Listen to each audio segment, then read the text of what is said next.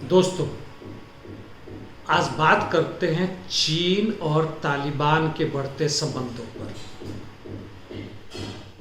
आपको पता है अमेरिकी सेना वहाँ से हट रही है और उम्मीद है सितंबर तक सारी की सारी पीछे हट जाएगी। इसकी मैंने चर्चा पिछले कई वीडियो में की है और इस क्षेत्र का क्या महत्व है इस पर मैंने इस्लामाबाद सिक्योरिटी डायलॉग पे भी बातें की थी।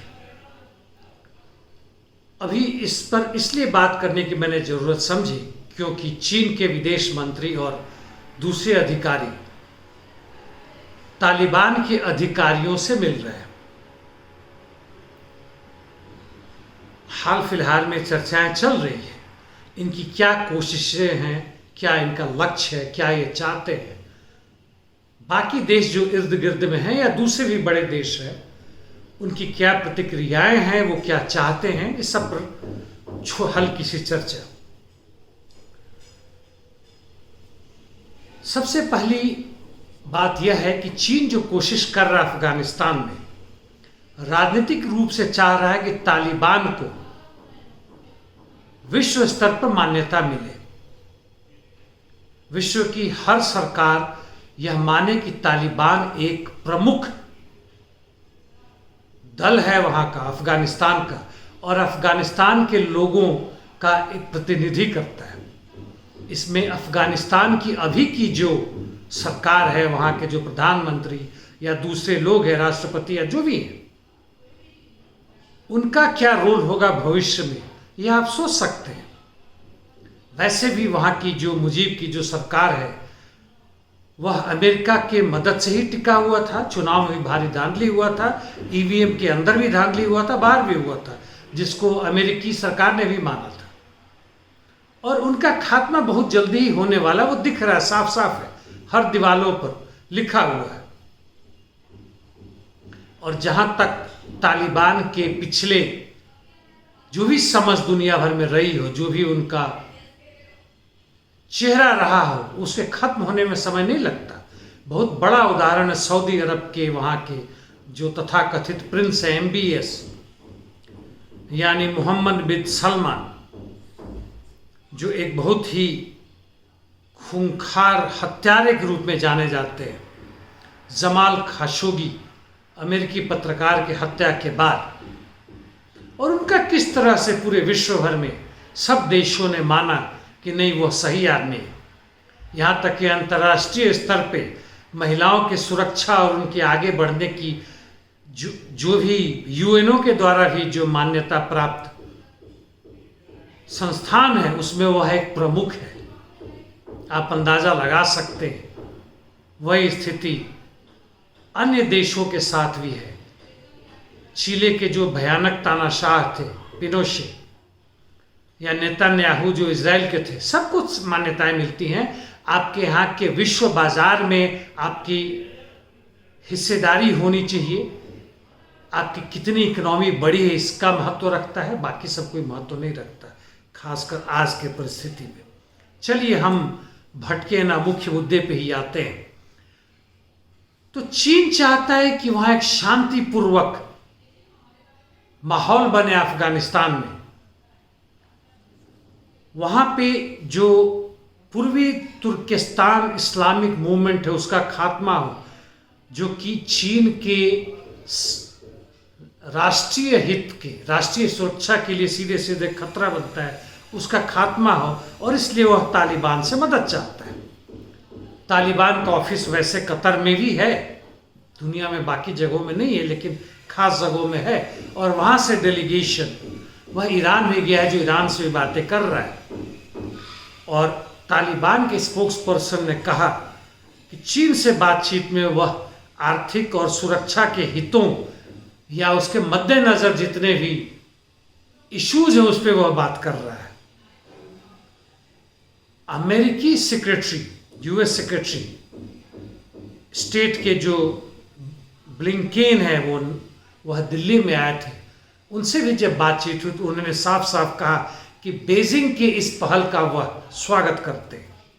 उन्होंने कहा कि no one has interest in military takeover of the Taliban and restoration of Islamic Emirates। वो नहीं चाहते हैं कि तालिबान का कोई सैन्य बल से अपने अंदर ले ले और वहां पे फिर से इस्लामिक एमिरेट्स की स्थापना हो। इसलिए वह चाहते हैं कि जो चीन कर रहा है वो सही हो। चलिए जो भी हो, जाते जाते उन्होंने भी अरबों खरबों डॉलर लगा रखा है, वहां पे लगाने की कोशिश है ताकि भागते भूत की लंगोटी सही अफगानिस्तान में कुछ न कुछ उनका फुटहोल्ड बना रहे। और चीन का जहां तक बात है, उन्होंने कहा है कि अफगानिस्तान के अंदरूनी मामले में हस्तक्षेप ना करेंगे और बदले में अफगानिस्तान ने कहा है कि वह अपने देश के किसी भी भाग का इस्तेमाल, किसी भी उस मिलिटेंसी को वो मदद नहीं करने देंगे जिससे वह चीन में बढ़ते या घटते जो भी है वहां जो मिलिटेंसी, इस्लामिक मिलिटेंसी है, उसको मदद मिले, वह नहीं करेंगे। आखिर क्यों अफगानिस्तान का इतना महत्व है? संक्षिप्त में मैं पहले भी कह चुका हूं, OBOR यानी वन बेल्ट वन रोड। वह चाहते हैं कि अफगानिस्तान में घुसे। पाक FUZ यानी पाकिस्तान अफगानिस्तान से होते हुए उज़्बेकिस्तान तक जो रेलवे लाइन बनेगा और उसके साथ साथ OBOR का महत्व जो बढ़ेगा, इसके लिए पूरी जोर दे रहे हैं। और इसके कारण जो दक्षिणी मध्य एशिया में जो इसका महत्व अफगानिस्तान का, उसके पूरे रूप से उपयोग करने के लिए चीन बेताब है।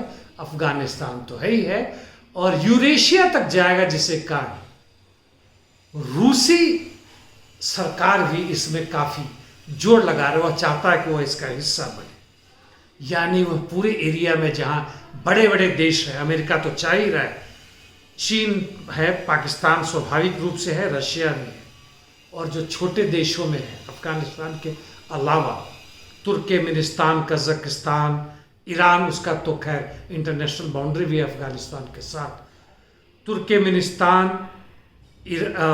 तजाकिस्तान, किर्गिस्तान, और थोड़े दूर में चले जाएं तो तुर्की, इराक, सीरिया, और भारत भी चाहेगा। हालांकि इन सब बढ़ते हुए कदमों में, सब बढ़ते हुए माहौल में, जहां लोग आ रहे हैं अपनी अपनी हिस्सेदारी, अपनी ताबेदारी कर रहे हैं, अपने पूंजी की अपने देश की पूंजी के निवेश की बात कर रहे हैं, भारत का रोल तकरीबन नगण्य सा होता हुआ नजर आ रहा है। भारत को एक दूरगामी विदेश नीति अपनानी होगी जो तमाशा से परे, नाटक से परे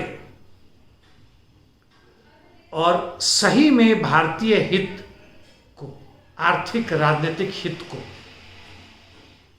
मजबूत करता हो, वो अपनाना होगा। नहीं तो हम मजाक बन गए हैं केवल अफगानिस्तान में नहीं और भी कई अन्य देशों में। और अब एक नए विश्व का माहौल बन रहा है। साथियों ध्यान दें, इस पर सोचें। केवल इस पैंडेमिक के कारण नहीं, घटते हुए अमेरिकी प्रभाव का एक नया जियोपॉलिटिक्स का उभार हो रहा है, जिसमें चीन, रशिया आगे आ रहा है। और हमारे इर्द गिर्द में भी देखें, बांग्लादेश हो, अफगानिस्तान हो, पाकिस्तान, श्रीलंका, ये सारे देश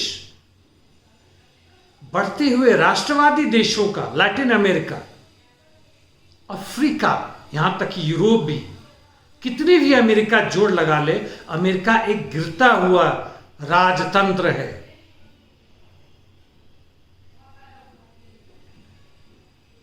यदि इसको आप ना समझें और भारत के विदेश नीति बनाने वाले ना समझें, अमेरिका और इजराइल के पिछलग्गू बनकर आ जाए, तो हमारा हर्ष आगे और क्या होगा, इस पर भी आप सोच सकते हैं। धन्यवाद साहब।